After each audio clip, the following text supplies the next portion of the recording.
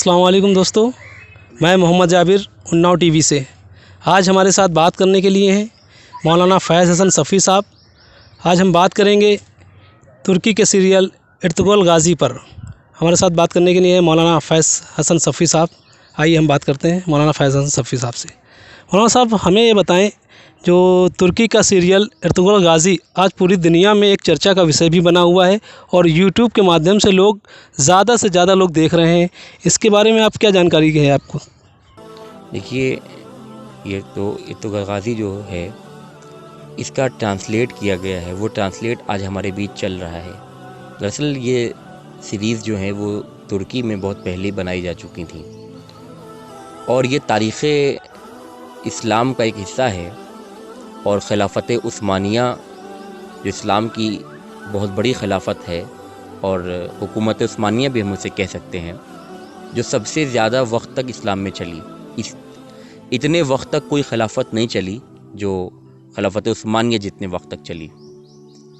तो ये जो सीरियल है इर्तुगरुल गाज़ी, ये खिलाफत उस्मानिया के जो फाउंडर हैं, जो बानी हैं, ये उनके नाम से मंसूब है और उनके छोटे बेटे जिनका नाम उस्मान था, उनके नाम से ये पूरी सल्तनत और सल्तनत उस्मानिया मशहूर हुई। चूँकि तारीख़ से हमारी कौम बहुत नावाकिफ़ है और हमारी कौम को हमारी तारीख़ पता नहीं है, तो इस अंदाज़ में तारीख़ को सामने रखने की कोशिश की गई है। और चूँकि इर्तुगरुल गाज़ी जो हैं, ये इस्लाम के एक बहुत बड़े मुजाहिद भी हैं और इनकी तारीख़ से लोगों को एक जज्बा मिलेगा कि इस्लाम के लिए जद्दोजहद कैसे करनी है। खाली हम हाथ उठाकर अपनी फ़तेह के लिए दुआ ही नहीं कर सकते हैं, बल्कि हमें मैदान में आ कर के और अल्लाह उसके रसूल सल्लल्लाहु अलैहि वसल्लम के बताए हुए तरीक़े के मुताबिक वो भी अमल में तरीक़ा लाना पड़ेगा जो एक गाज़ियों के तरीक़े हुआ करते थे। तो ये गाज़ी का जो अंदाज़ है और वो तरीक़ा है, ये कौम तक पहुँचाने के लिए सीरीज़ बनाई गई हैं और जिस तरीके से आज ये कौम तक पहुँच भी रहा है। हजरत, आप हमें बताएं, रमज़ान का महीना चल रहा है, इस रमज़ान की हालत में, रोज़े की हालत में ये सीरियल देखना कहाँ तक सही है या कहाँ तक गलत है? देखिए, रोज़े की हालत हो या गैर रोज़े की हालत हो, इस्लाम हर किस्म के ड्रामे और हर किस्म के फहश चीज़ों को देखने के लिए मना करता है। चूँकि अब लोगों का एक मिजाज बना हुआ है, वो लोग फ़िल्में देखते हैं, ड्रामे देखते हैं जिसमें बेइंतहा फहश चीज़ें होती हैं, वो चीज़ें जो उनको गुनाहों की तरफ दावत देती हैं। तो अब इस जगह पर आकर हम उनसे ये कहेंगे कि अगर वो ऐसी चीज़ें देखते हैं जिस चीज़ों से वो गुनाहों की तरफ माइल होते हैं, तो उससे बेहतर ये है कि वो इसको देखें ताकि उनको इस्लाम की तारीख़ पता चल जाएगी। इसमें जायज़ और नाजायज़ पे मैं बात नहीं कर रहा हूँ। इस्लाम की जो ममानियत है वो मुक़द्दम है, मगर जो लोग फ़िल्मों में मुब्तला हैं और ड्रामों में मुब्तला हैं, वो ऐसे ड्रामे जो घर बर्बाद कर रहे हैं लोगों का, है ना, जिससे लोग जिस ड्रामों से लोग जो है झूठ बोलने का और फ़रेब करने के तरीक़े सीख रहे हैं, उससे तो बेहतर है कम से कम इस ड्रामे के ज़रिए से लोग दीन को, इस्लाम की तारीख़ जानेंगे और उनके अंदर इंशाअल्लाह एक नया जज्बा पैदा होगा। मौलाना साहब, ये बताएं, इर्तुगरुल जो गाज़ी है, इसकी हिस्ट्री इस्लाम क्या कहता है?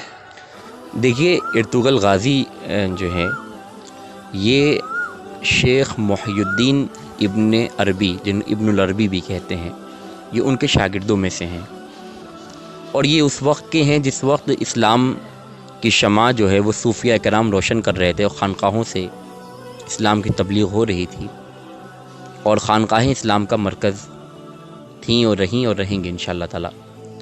तो उस वक्त शेख मोहिउद्दीन इब्न अरबी रहमतुल्लाह ताला अलैह की सरपरस्ती में, जो चूँकि आप इर्तुगरुल गाज़ी के उस्ताद थे, शेख मोहिउद्दीन इब्न अरबी वो हैं जो हज़रत गौसे आज़म अब्दुल क़ादिर जीलानी बड़े पीर दस्तगीर की दुआ से पैदा हुए थे और इब्न अरबी ने हज़रत गौसे आज़म की बारगाह में उनके लिए दुआ के लिए कहा था, तो हज़रत गौसे आज़म ने उनके लिए दुआ फरमाई थी और उनके दुआ उनकी अता से इर्तुगरुल गाज़ी के जो उस्ताद हैं हज़रत मोहिउद्दीन इब्न अरबी, वो पैदा हुए थे। इर्तुगरुल गाज़ी ये तारीख़ इस्लाम के एक बहुत बड़े गाज़ी हैं और बल्कि यूँ कह लीजिए कि जिस वक्त तकरीबन 2.5 मिलियन मुसलमानों के खून से दरिया दजला रंगा हुआ था, اس وقت آپ نے مسلمانوں کے حفاظت کے لیے قدم بڑھایا اور آپ نے میدان جنگ میں آ کر کے ایک عظیم غازی کا کردار نبھایا۔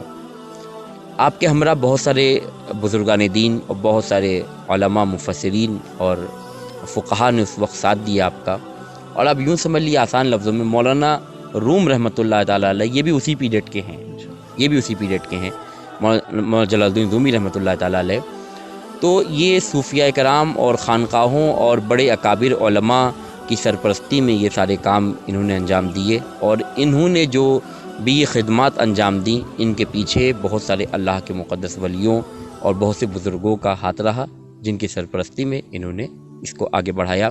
اور چونکہ شروعات میں جو ہے انہوں نے جد و جہد کری، اور بہت سارے مخالفین کو جنہوں نے مسلمانوں کو صرف مسلمان ہونے کی بنیاد پہ قتل کرا، اسی درمیان تاریخ میں ایک تاتاری فتنہ بھی سامنے آیا، اور چنگیز اور ہلاکو خان جیسے فتنے بھی سامنے آئے۔ تو اس دور میں انہوں نے ان تمام فتنوں سے مقابلہ کیا، اور مقابلہ کر کے ایک بڑا امپائر اسلام کے لیے کھڑا کرا، جس کو بعد میں ان کے چھوٹے بیٹے حضرت عثمان جو ہیں ان کی طرف اس پورے کو منسوب کر دیا گیا، اور اسے خلافت عثمانیہ کہا گیا۔ اسلام میں بہت سی خلافتیں ہیں اور بہت سے خلافت اسلام میں چلی، مگر جتنے وقت تک یہ خلافت عثمانیہ چلی ہے اتنے وقت تک کی کوئی بھی خلافت نہیں چلی، اور یہ تقریباً 1929 کے بعد یہ خلافت ختم ہوئی ہے، اور لمسم یہ کئی صدیوں تک یہ خلافت رہی ہے، اور لوگ اس خلافت کے تحت حرمین شریفین، اسی دور میں ترکیوں کے وقتوں میں حرمین شریفین جسے حجاز مقدس پہلے کہا جاتا تھا، اس کی انہوں نے خدمات انجام دی، اور عقائد صوفیہ کرام جو مشرب صوفیہ کے عقائد تھے، جو کہیں مسلک و مذہب کی تفریق اور اس کی جنگ سے بہت الگ تھے، وہ صحیح میسج اسلام تک پہنچایا اور لوگوں تک پہنچایا۔ اس میں آپ کا بھی بہت بڑا کردار رہا۔ یہ تھے ہمارے ساتھ سید مولانا فیض حسن صفی صاحب، جو کہ ارطغرل غازی پر لے کر کے خاص بات چیت کر رہے تھے۔ پھر ملتے ہیں ایک نئی خبر کے ساتھ۔ السلام علیکم۔